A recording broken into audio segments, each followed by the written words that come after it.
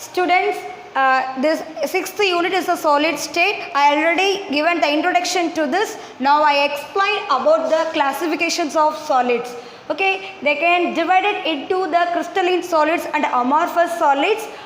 It is based on the classification is based on the arrangement of the atoms. Then it's separated into crystalline and amorphous. So the crystalline solids can separate it like ionic crystals, covalent crystals and molecular crystals and metallic crystals. Now I take the ionic solids, that is nothing but ionic crystals. So what is it ionic? That cations and anions are ionic. So they are held together by a strong electrostatic force of attraction, that is the ionic solids. That ionic solids characteristic is the first one is it is a hard and brittle. Then it is a high melting and boiling point, and next it is act as a ionic solid is act as a conductors as well as insulators. So when it is the insulators, the ionic solids in fixed ionic solids have ions. That ions in fixed in lattice position. So the lattice position means they cannot move and cannot pass the current and heat. So it is the insulators. When it is act as a conductors means that ionic solids is converted into a liquid state. How can you convert to liquid state? They can get two steps. One is a solution liquid, another one is a molten state or fused state. Okay, the solutions liquid means the ionic solid is dissolved in a solutions. You get a solution liquid, they can pass the current and heat. But in that molten state or fused state, how they get it means the solid, the ionic solid is going to heat it at a more temperature. It is going to fuse the temperature, then it can pass the current as well as the heat. Okay. And the next topic is the molecular solids.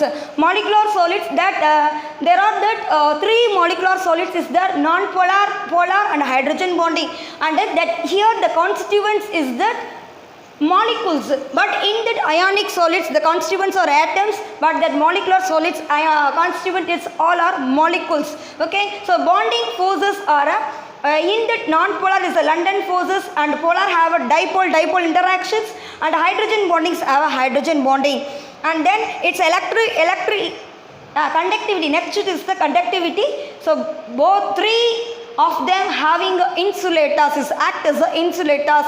They cannot pass the current and heat. Okay, and next physical state of the all the things. So what is that? The non-polar and polar, these are soft, and hydrogen bonding molecules also soft, but compared to these two, it is a hard. Why? It's come to the example, the solid ice and the glucose urea. These are compared to these gaseous solids, it is a very hard. Okay, it is compared to this, but it's commonly it is also very soft. Okay, and melting point, it is a very low melting point of non-polar molecules, and polar also low, but compared to the non-polar it is a high. And hydrogen bonding, it's also low melting point. So example of this argon, helium, hydrogen, iodine and chlorine molecules, example of this. And the polar is a solid HCl and solid carbon dioxide and solid ammonia. And next thing is the hydrogen bonding, example is solid ice and glucose urea. Next topic is the covalent solids. It is nothing but it's a network solids. Why it is called the network solid?